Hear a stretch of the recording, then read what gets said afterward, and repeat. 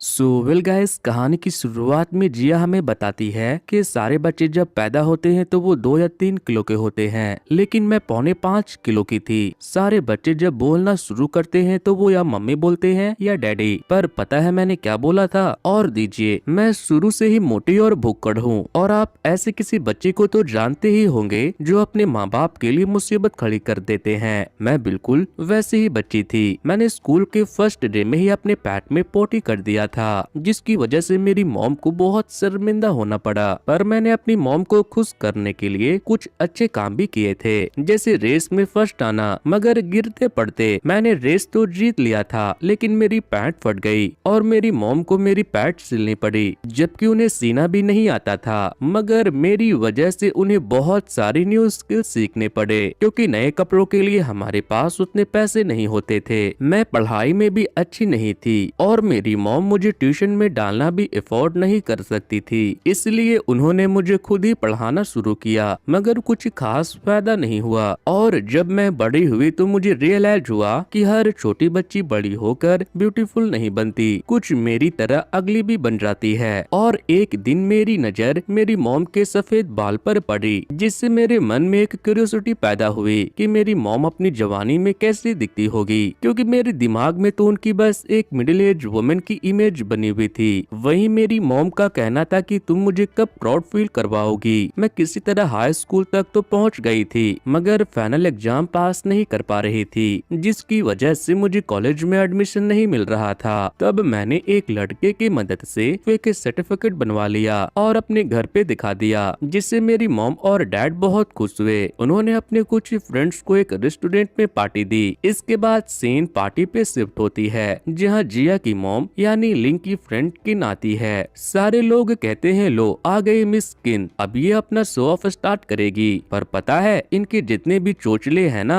वो सब इनके हस्बैंड किम की वजह से हैं। और सही में किन आते ही बोलने लगती है कि आज कितना सुहाना मौसम है। मुझे तो उस दिन की याद आ गई जब तुम लोग मेरे घर पे टीवी देखने आए थे। इस पे अंकल जैंग कहने लगते हैं कि टीवी से याद आया कि हम फैक्ट्री वर्कर में से तुम्हारी फैमिली ही वो फर्स्ट फैमिली थी जिसके घर पे टीवी आया था। और उसी साल तुम्हारी टीम ने तो टूर्नामेंट भी जीता था, जिस पे किन खूब इतराती है। तब जिया की आंटी मिन बताती है कि अगर उस दिन मैंने और तुम्हारी मॉम ने पार्टिसिपेट किया होता तो किन वो गेम नहीं जीत पाती। उस गेम को जीतने के बाद ही तो किन की जिंदगी बदल गई। पूरी स्टोरी मैं कल तुम्हें आराम से बताऊंगी। जिया नोटिस करती है कि किन और उसकी मॉम दोनों की एज सेम होने के बावजूद किन ज्यादा खूबसूरत लगती है, वहीं उसकी मॉम बूढ़ी जैसी लगती है। मॉम किन से पूछती है तुम्हारी बेटी यूएस में किस चीज की पढ़ाई कर रही है, तो किन बताती है वो तो फिल्म डायरेक्शन की पढ़ाई कर रही है, वो भी बहुत ही प्रेस्टिजियस कॉलेज से। तो जिया की मॉम यानी लिंग कहती है पर यहाँ आकर उसे जॉब ढूंढने में काफी प्रॉब्लम होगी। तो किन जवाब देती है नहीं, वो अमेरिका में ही सेटल होने वाली है। लिंग कहती है पर वहाँ उसे लैंग्वेज प्रॉब्लम होगी। तो किन बताती है नहीं, उसकी इंग्लिश बहुत ही फ्लुएंट है। लिंग पूछती है वो कितना ही कमा लेगी वहाँ, तो किन बताती है कम से कम पर महीने 80,000 रुपए तो कमा ही लेगी। तब बीच में जिया की आंटी एक लाल लिफाफा देती है जिसमें पैसे थे, मगर लिंग जिया से कहती है कि कोई जरूरत नहीं है आंटी से पैसे लेने की। मगर आंटी तो कहती है मेरी प्यारी बच्ची ने हाई स्कूल पास किया है, ये शगुन का लिफाफा तो बनता ही है। पर किन जिया को लेने से मना कर रही थी, इसलिए आंटी लिफाफा जिया के बैग में डाल देती है। और फिर शुरू होता है तमाशा।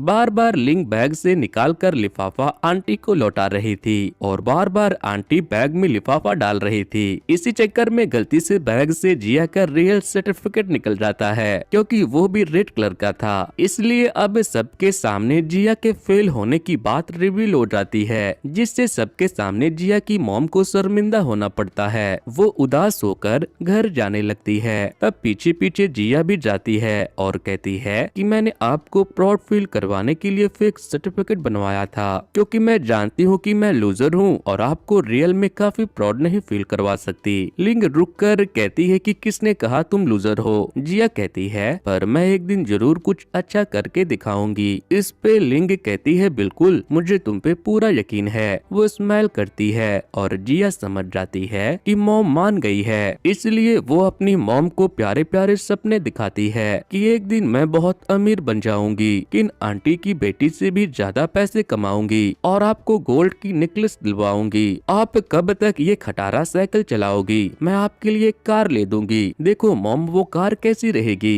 यही सब बहसबाजी में जिया की मॉम का ध्यान भटक जाता है और एक ट्रक उन्हें टक्कर मार देती है। नेक्स्ट सीन में जिया हॉस्पिटल में होती है और उसकी मॉम की हालत काफी खराब थी। जिया अपनी मॉम से इमोशनल होते हुए कहती है कि मॉम, आप मुझे छोड़कर मत जाना। अभी तक तो मैंने आपके लिए कुछ किया भी नहीं है। मुझे बहुत रिग्रेट होगा। मैं बहुत बेकार डॉटर हूँ। फिर कुछ तो मैजिक होता है और अचानक हॉस्पिटल पूरा खाली हो जाता है। जिया को अपनी मॉम भी नहीं दिखती, इसलिए वो उन्हें ढूंढते हुए बाहर कॉरिडोर में आ जाती है, जहाँ उसे एक ब्लैक एंड व्हाइट टीवी चलती हुई दिखती है। वो पास जाकर जब टीवी देखने लगती है तो अचानक वो टीवी के जरिए पास्ट में चली जाती है। वो सीधा आसमान से लिंक के ऊपर जाकर गिर जाती है। तुरंत आसपास के लोग जमा हो जाते हैं और कहते हैं कि पता नहीं ये मोटी लड़की हमारी बेचारी लिंक के ऊपर कैसे गिर गई। वो जल्दी से लिंक को हॉस्पिटल लेकर जाते हैं। वहीं जिया भी बेहोश हो गई थी तो एक आदमी उसे भी बड़ी मुश्किल से कंधों पे उठाकर हॉस्पिटल ले जाता है। जब जिया होश में आती है तो बेचारी बहुत कंफ्यूज हो जाती है कि क्या मैं मर गई हूँ या मैंने टाइम ट्रेवल किया है या मैं कोई सपना देख रही हूँ। मेरे साथ हो क्या रहा है? मैं कहाँ आ गई हूँ? जिया को जो हॉस्पिटल लेकर आया था उससे बात करने पे जिया को समझ आता है कि ये तो अंकल जैंग है। वो उन्हें अंकल जैंग कहने लगती है, मगर वो तो जिया को पहचानते ही नहीं क्योंकि पास्ट में वो काफी यंग है और अभी लिंग की शादी ही नहीं हुई, तो जिया भी पैदा नहीं हुई, तो वो कैसे ही पहचानते उसे। जिया उनसे पूछती है ये कौन सा साल है, तो वो बताते हैं कि ये 1981 है। जिया अपनी मॉम को ढूंढने लगती है, तभी वहाँ लिंग आ जाती है जो कि बहुत ही खूबसूरत थी। अंकल जैंग जिया पे बहुत गुस्सा करते हैं और उसे पुलिस के हवाले करना चाहते हैं क्योंकि वो बेचारी पतली से लिंग पे पता नहीं कहां से आ गिरी थी। अगर लिंग को कुछ हो जाता तो जिया अपनी मॉम को बताती है कि मैं 2001 से टाइम ट्रेवल करके आई हूँ, जिससे अंकल जैंग गुस्सा हो जाते हैं कि कुछ भी फालतू मत बको। तब लिंग जैंग को रोकते हुए कहती है कि ये तो मुझे दिखी दिखी सी लग रही है, कहीं तुम मेरी कजन सिस्टर तो नहीं। जिया समझ जाती है कि टाइम ट्रेवल वाली बात तो मैं इन्हें समझा नहीं पाऊंगी, तो क्यों ना मैं कजन सिस्टर ही बन जाऊं। तो वो बस अपनी मॉम की बातों में हाँ मिलाती चली जाती है। तभी वहाँ मिन आती है और लिंग को याद दिलाती है कि आज तो तुम्हें टीवी लेने जाना था, किंतु ऑलरेडी जा भी चुकी थी। इसलिए जिया लिंग के साथ टीवी स्टोर पहुँचती है, जहाँ टीवी लेने के लिए बहुत ही भीड़ लगी हुई थी क्योंकि उस वक्त टीवी एक रेयर डिवाइस थी जो हर किसी के पास नहीं होता था। पैसे होने के बावजूद भी महीनों इंतजार करना पड़ता था। जिया समझ जाती है कि इस दिन किन आंटी ने टीवी ले लिया होगा और फिर वो सालों तक इस बात का शो ऑफ करने लगी कि हमारे इलाके में सबसे पहला टीवी मैंने लिया था। इसलिए जिया डिसाइड करती है कि जब मैं पास्ट में आ गई हूँ तो पास्ट बदलकर अपनी मॉम को हर वो खुशी दूंगी जिसकी वो हकदार है। जिया देखती है कि लिंग और किन दोनों एक ही जगह पे खड़ी है और कोई भी पीछे जाने को तैयार नहीं है। पहले तो दोनों ही एक दूसरे को प्यार से पीछे लाइन में लगने को कहते हैं, मगर कोई भी पीछे नहीं जाना चाहती, तो बात फिर धक्का मुक्की और चोटी खींचने तक पहुंच जाती है। तब इनकी आगे खड़ा एक आदमी बताता है कि अब स्टोर में 10 टीवी है और आगे लाइन 3 ही लोगों की है, तो तुम दोनों को टीवी मिल जाएगा, आपस में लड़ाई मत करो। मगर ये दोनों नहीं मानती और जब इनकी बारी आती है तो एक ही टीवी बचती है और शॉपकीपर कहती है कि नेक्स्ट वीक टीवी की एक और बैच आएगी, उसमें से तुम दोनों में से एक ले लेना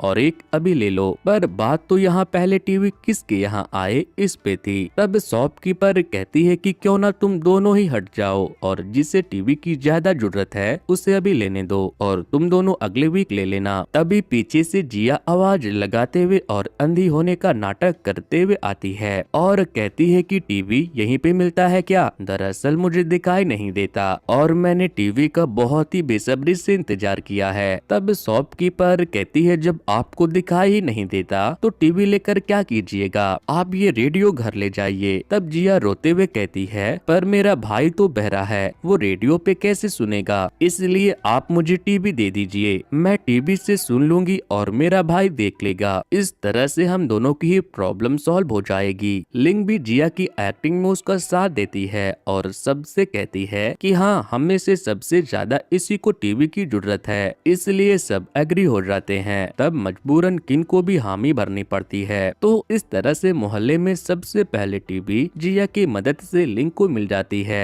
अपनी मॉम के यंग सेल्फ को इतना खुश देखकर जिया को बहुत अच्छा फील होता है। पर जब किन अपने घर वापस आती है और रास्ते में जिया और लिंक के साथ में हंसते मुस्कुराते हुए देखती है, तो समझ जाती है कि इन दोनों ने मिलकर सबको बेवकूफ बनाया और टीवी हत्या लिया। फिर सीन शिफ्ट होती है रात में। मोहल्ले के बीच में जैंग टीवी लगाते हैं और सारे मोहल्ले वाले साथ में मिलकर टीवी देखने वाले थे। जिया सबसे कहती है कि मैं चाहती हूँ कि आप सभी याद रखें कि आपके मोहल्ले में सबसे पहला टीवी लिंग ने लिया था और ये बात आपको भूलनी नहीं है। सालों साल तक आपको ये बात याद रखनी है और अपने आगे आने वाली जनरेशन को भी बताना है। इसके बाद सभी टीवी पे वुमेन्स वॉलीबॉल वर्ल्ड कप देखते हैं, जिसमें चाइना ये वर्ल्ड कप जीत जाता है। तब फैक्ट्री हेड कहते हैं कि इस जीत की खुशी को सेलिब्रेट करने के लिए क्यों ना हम फैक्ट्री में वॉलीबॉल टूर्नामेंट अरेंज करें। तब किन आती है लिंग के पास और कहती है तुमने पहले टीवी लाकर सबकी वाहवाही तो बटोर ली, मगर देखना इस मैच में तो मैं ही जीतूंगी। मगर लिंग मिन से कहती है कि छोड़ो, हमें तो किन के मुंह ही नहीं लगना। वो तुरंत ही हाथ पैर चलाने लगती है। मगर जिया को याद आता है कि फ्यूचर वाली मिन आंटी ने बताया था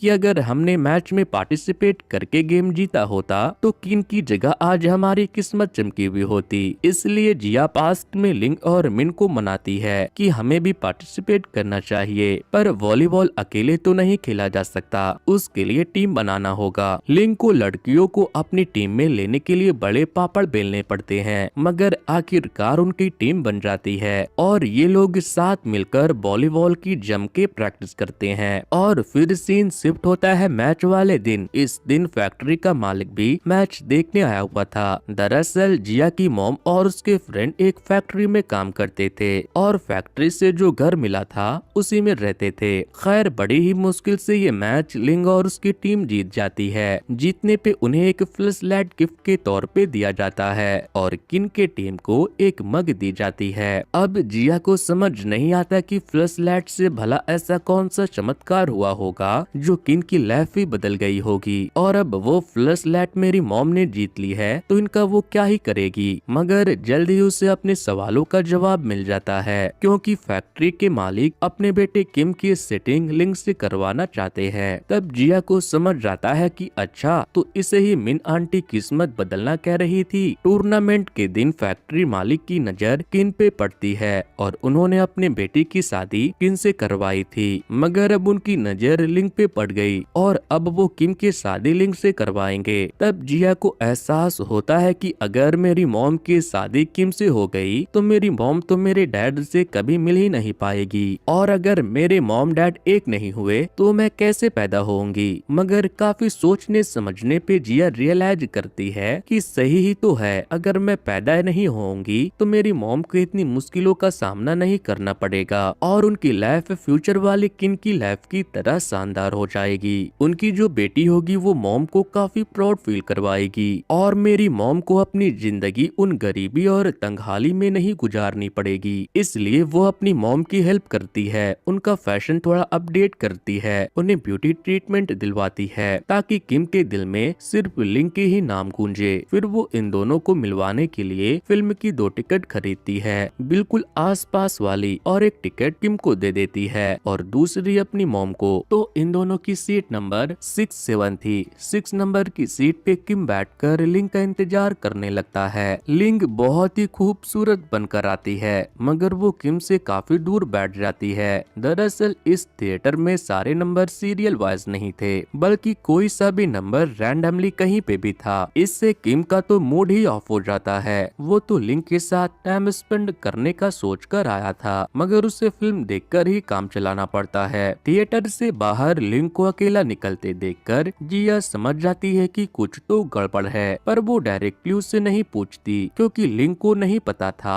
कि जिया उसकी सेटिंग किम के साथ करवाना चाहता है। जब जिया किम को बाहर आते देखती है तो वो लिंग को वॉशरूम से होकर आने को कहती है और इतने देर में किम से सारा माजरा जान लेती है, पर जिया हार मानने को तैयार नहीं थी अगले दिन वो किम और लिंग को किसी तरह बोटिंग के लिए ले जाती है। अकेले में किम जिया को एक डिश दिखाता है जो परसों ही उसने लिंग के लिए बनाई थी और उसे हार्ट शेप में डेकोरेट किया था। तो जिया उससे कहती है कि तुमने परसों इसे कुक किया था तो अब तक ये खराब हो गई होगी। इस पे किम कहता है नहीं, मैं खराब खाना लिंग को नहीं दे सकता। वो खुद ही खाकर चेक करता है और बोलता है नहीं, ये खराब नहीं हुई है। नेक्स्ट सीन में जिया कुछ ऐसा अरेंजमेंट बैठाती है कि लिंग और किम को एक ही बोट में बैठा देती है और खुद दूसरे लड़के के साथ बोट में चली जाती है। किम को समझ नहीं आ रहा होता कि बात कहां से शुरू की जाए, तो उसने जो डिश बनाकर लाया था वो लिंग को ऑफर करता है, मगर लिंग लेने से मना कर देती है। तब वो खुद ही वो खाने लगता है और अचानक उसके पेट में गुड़गुड़ होने लग जाती है। तब वो लिंग को कहता है कि मुझे वॉशरूम यूज करना है, प्लीज बोट को किनारे की ओर ले चलो। लिंग किनारे की ओर ले जाने भी लगती है, मगर तभी एक दूसरा बोट आकर इनकी बोट से टकरा जाता है, क्योंकि उस पे जो नमूने थे वो आपस में बोट की चप्पू चलाने को लेकर झगड़ रहे थे।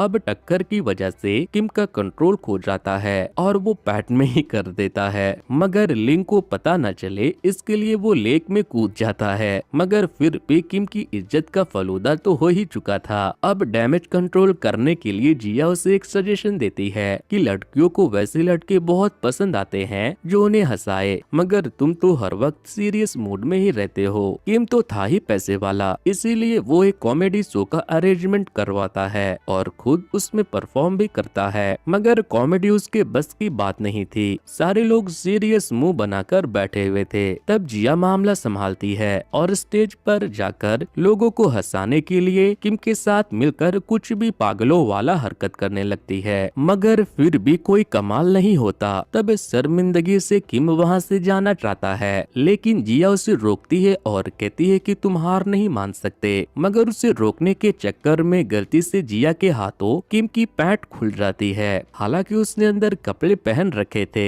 मगर अचानक क्रिएट हुए सीन से सबको हंसी आ जाती है। लिंग भी खुलकर हंस पड़ती है, जो किम को बड़ा अच्छा लगता है। साथ में जिया को भी बड़ा अच्छा लगता है कि इतनी खुशी तो मैंने अपनी मॉम को फ्यूचर में भी नहीं दी थी जितनी मैं उन्हें अब दे रही हूँ। नेक्स्ट सीन में जिया लिंग के साथ डिनर करते हुए बातों ही बातों में कहने लगती है कि मैं फ्यूचर देख सकती हूँ। मुझे पता है तुम्हारी शादी एक अमीर घर में होगी जिससे तुम्हारी गरीबी भी मिट जाएगी और उस शादी से आपको एक प्यारी सी होनहार बेटी पैदा होगी जो आपको बहुत प्यार और प्राउड फील करवाएगी। मगर लिंग कहती है कि मुझे ये सब नहीं चाहिए, मैं तो बस तुम्हारी जैसी एक बेटी चाहती हूँ जो खुलकर मुझसे प्यार करे और हम दोनों साथ में हंसी खुशी रहे। ये सब सुनकर जिया इमोशनल हो जाती है। फिर अगले दिन लिंग जिया को कुछ चौंकाने वाली बात बताती है। वो अपनी मैरिज सर्टिफिकेट दिखाती है और बताती है कि मैं ऑलरेडी मैरिड हूँ। तुम जो किम के साथ मेरी सेटिंग करवाने की कोशिश कर रही हो उसे मैं अप्रिशिएट तो करती हूँ, मगर मेरा किम के साथ कुछ भी नहीं हो सकता क्योंकि मैं ऑलरेडी मैरिड हूँ। मैंने अपने लवर से 3 साल पहले ही चुपके से शादी कर ली थी। इससे जिया गुस्सा हो जाती है कि नहीं, ऐसा नहीं हो सकता।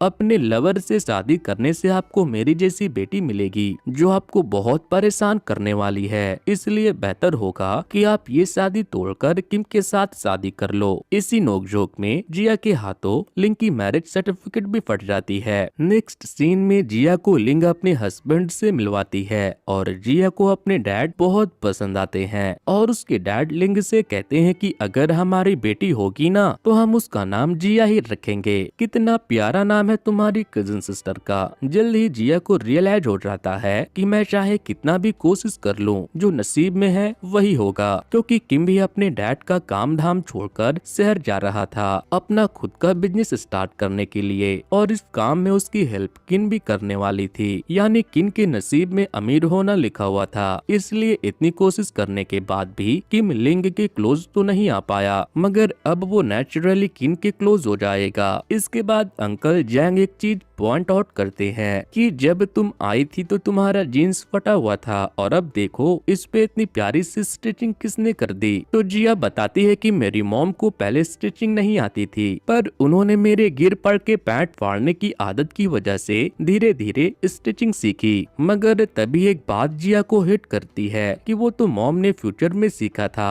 तो अभी लिंग ने ये स्टिचिंग कैसे करी। जिया रोते हुए लिंग के पास जाती है क्योंकि उसे रियलाइज हो गया था कि मैं ही सिर्फ पास्ट में नहीं आई हूँ बल्कि मेरी मॉम भी पास्ट में आ गई थी और उन्होंने इतने वक्त तक अनजान बने रहने का नाटक किया ताकि वो मेरे साथ थोड़ा और वक्त बिता सके और जिया को वो मौका दे सके जिसमें जिया को ऐसा लगे कि हाँ मैंने अपनी मॉम को खुशी दी है और उन्हें प्राउड फील करवाया है। अब जिया की बचपन की सारी यादें ताजा होने लगती है जो उसने अपनी मॉम के साथ हंसी खुशी बिताए थे। उसे अपनी मॉम की सैक्रिफाइस दिखने लगती है जो उन्होंने सिंगल पेरेंट होने की वजह से किए थे। दरअसल फ्यूचर में उसके डैड की मौत हो गई थी और अकेले ही कमा कर लिंग ने जिया को पाल पोस कर नाजो से बड़ा किया था। जिया अपनी मॉम के गोद में जाकर रोते रोते सो जाती है और जब वो जागती है तो खुद को साल 2001 में पाती है, यानी कि प्रेजेंट में, जब उसकी मॉम एक्सीडेंट की वजह से हॉस्पिटल में एडमिट हुई थी। अब सीन कुछ सालों के बाद शिफ्ट होती है। जिया अपनी लाइफ में सक्सेसफुल हो चुकी थी। उसने अपने मॉम से जो वादा किया था कन्वर्टेबल कार लेने का वो उसने पूरा कर दिया था, जिसमें वो अपनी मॉम के साथ सफर पे जाती है। मगर मॉम का कार में होना उसका एक इमेजिनेशन था। सच्चाई तो ये थी कि मॉम की डेथ हो गई थी उसी वक्त हॉस्पिटल में। उसके बाद ही दोनों पास्ट में गए थे। वहीं फ्यूचर में जिया ने वो सारी चीजें कर दी जो करने का उसने अपने मॉम से प्रॉमिस किया था। बात बस इतनी थी कि मॉम तो अब जिंदा नहीं है मगर वो उनकी यादों के सहारे अपनी जिंदगी में आगे बढ़ रही है। और इसी के साथ ये मूवी यहीं पर खत्म होती है। तो दोस्तों ये स्टोरी आपको कैसी लगी मुझे कमेंट करके बताना। वैसे दोस्तों कुछ दिनों पहले मैंने कैसे मूवी की स्टोरी को एक्सप्लेन किया था, अगर आप लोगों ने उसे नहीं देखा है तो वॉच नेक्स्ट पर क्लिक करके उसे जरूर से देख लेना। सो वेल गाइस आज की वीडियो में इतना ही। Thanks to, good bye.